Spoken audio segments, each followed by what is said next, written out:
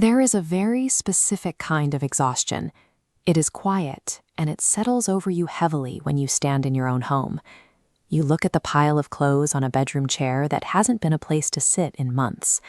Stacks of unopened mail are taking over the kitchen counter, and shoes are abandoned halfway down the hall. Every surface is occupied, and you have absolutely no idea where to put anything. The outside world has a ready explanation for this. People call it laziness. They look at a house overflowing with objects and assume the person living inside the chaos simply lacks discipline, or that they place absolutely zero value on their environment. But living in a disorganized space chips away at your well-being. It acts as a persistent low-grade stressor. The person living inside the mess rarely enjoys the experience, and instead they feel entirely trapped by the physical walls of their own belongings. This feeling of being trapped explains why nagging someone to clean completely backfires.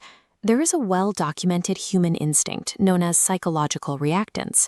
When we perceive a loss of our own autonomy, like a partner or a parent pressuring us to tidy up, we instinctively dig our heels in. The pressure to act creates an immediate urge to resist, making the act of cleaning feel like an imposed demand rather than a personal choice. A perpetually messy room mirrors a mind that has reached its limit. It serves as physical evidence of a person who is under too much internal pressure to maintain their external space. To understand why cleaning becomes impossible, we have to look at the brain's mechanics. For many people, especially those with ADHD, the root of this paralysis is executive dysfunction. Executive functions are the crucial cognitive skills that allow us to plan actions, start tasks, and see them through to completion. When those skills misfire, initiating a task like decluttering becomes incredibly difficult. This is an illustration of what working memory deficits look like in practice. You might pick up a shirt to carry to the closet, but along the way you notice a book. You take the book to the living room where you find a dirty coffee mug. Suddenly you are at the sink washing dishes while still holding a pair of socks. The original task is completely forgotten. As this chaotic chain reaction continues, clutter accumulates. Eventually, every single object in the room begins to scream for attention at the exact same volume. Because the brain cannot prioritize which item matters most, it simply shuts down. Then there is the profound, heavy gravity of depression. Depression brings deep feelings of helplessness and strips away your physical energy. When you carry that kind of psychological weight, basic self-care tasks feel insurmountable. Folding a towel takes too much effort, and sorting through mail is out of the question. This quickly becomes a cruel cycle. The physical mess starts to mirror the emptiness inside. Looking around at the disorganization reinforces a dark internal belief, actively telling the individual that they are failing at life. Whether it is a taxed working memory or a depleted emotional reserve, the inability to clean is driven by a brain that is structurally or chemically overwhelmed. It is a strict issue of capacity, not a lack of willpower. Everyday clutter consists of a physical accumulation of unmade choices. Every nostalgic ticket stub demands a verdict, and every pile of mail stands as a monument to postponed decisions. When every unworn sweater poses a question, do I keep this? Where does it go? A fatigued brain struggles. This is decisional procrastination. Making choices becomes so difficult that the brain defaults to passive avoidance. It is always easier to set the item down and promise yourself you will decide later. But setting the item down has a biological cost. Your nervous system registers this unresolved environment, perceiving the persistent chaos as a physical threat. Researchers have found that individuals who describe their homes as cluttered experience chronic stress, marked by measurably elevated cortisol levels. This environment also affects the people growing up inside it.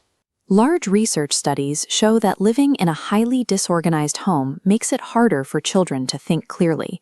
It negatively impacts their short-term memory, impairs their ability to control impulses, and leads to more conflict between parents and kids. We should note that messy environments do reflect human complexity. In certain contexts, disorder can actually free the mind from rigid expectations. Experiments have shown that people working in messy rooms often generate highly creative ideas, using the disorder to break conventional patterns. We also need to draw a firm line between everyday clutter and hoarding disorder. Hoarding is a clinical condition marked by extreme accumulation, where removing items causes severe emotional distress. Everyday clutter is different. It is an accumulation of varied items driven by delayed decisions. This reveals the true nature of the paralysis loop.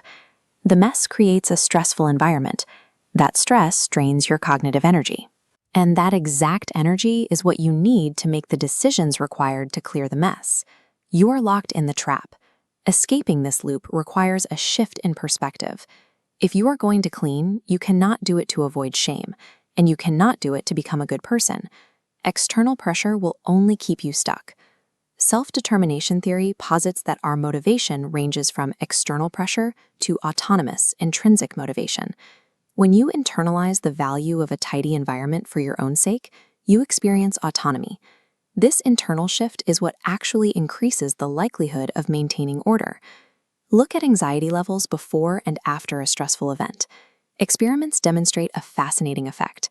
Cleaning after stress significantly reduces anxiety and improves cardiovascular reactivity.